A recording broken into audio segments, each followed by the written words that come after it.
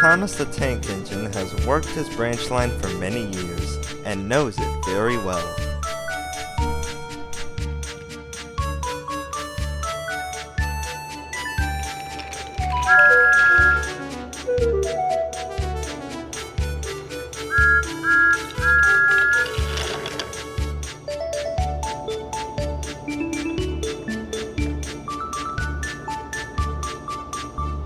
You know just when to stop, laughed his driver. You could almost manage without me. Thomas became conceited. He didn't understand that his driver was only joking.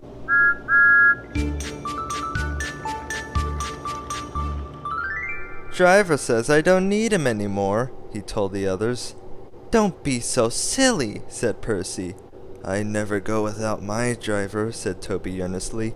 I'd be frightened. Pah, boasted Thomas. I'm not scared. You wouldn't dare. I would dare. Just you wait and see. It was dark the next morning when the firelighter came to light the engines. Thomas drowsed comfortably as the warmth spread through his boiler.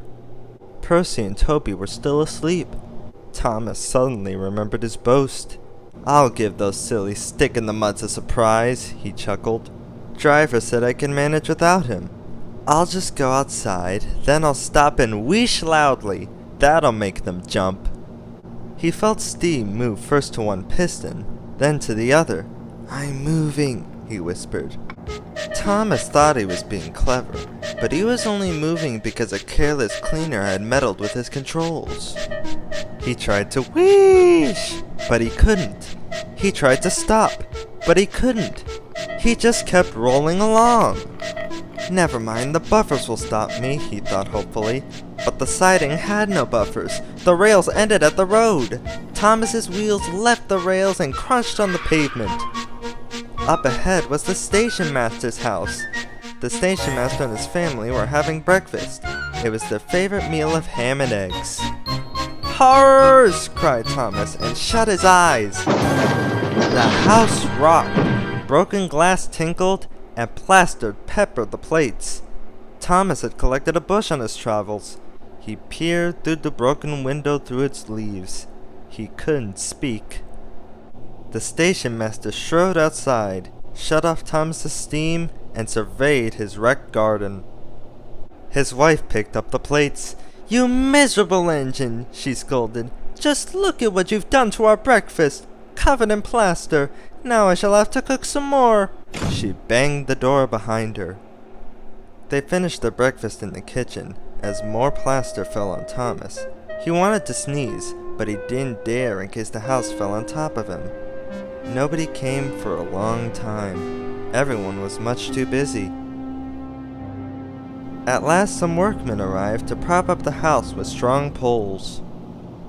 Next they laid some sleepers and made a road over the garden so that Donald and Douglas could pull Thomas back to the rails. Don't fish yourself, Thomas. We'll soon have you back on the rails, they laughed.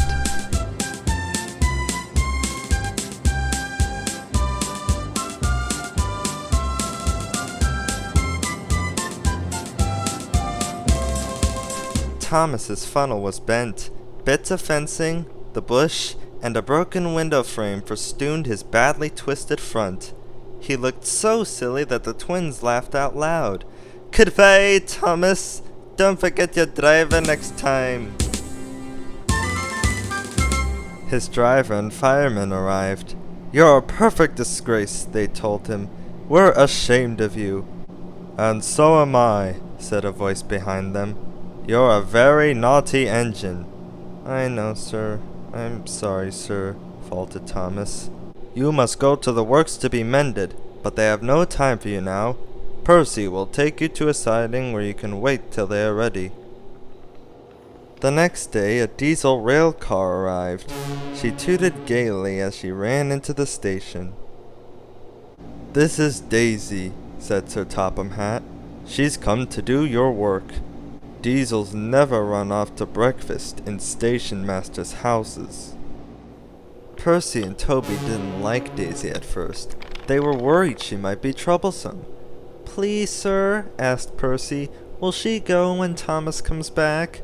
"That depends," said Sir Topham Hatt. Thomas didn't enjoy his time at the works. "It's nice to be mended again," he said afterwards, "but they took so many of my old parts away and put new ones in that I'm not sure if I'm really me or another engine." Meanwhile, as Percy and Toby had feared, Daisy was troublesome. She was frightened of bulls and cows, and was very lazy and stubborn. When she said she was sorry, Toby put in a good word for her, and Sir Topham Hatt allowed her to stay after all. Thomas, Percy, Toby, and Daisy are now all good friends. Thomas is glad to have Daisy help out with his passengers, and he is now never so silly to think he can manage without his driver.